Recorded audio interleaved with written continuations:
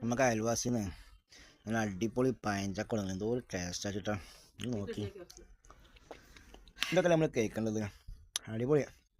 നല്ല മധുരമുണ്ട് ഞാൻ കാണിച്ചാൽ ചെറിയ ചെറിയ ചോളാള്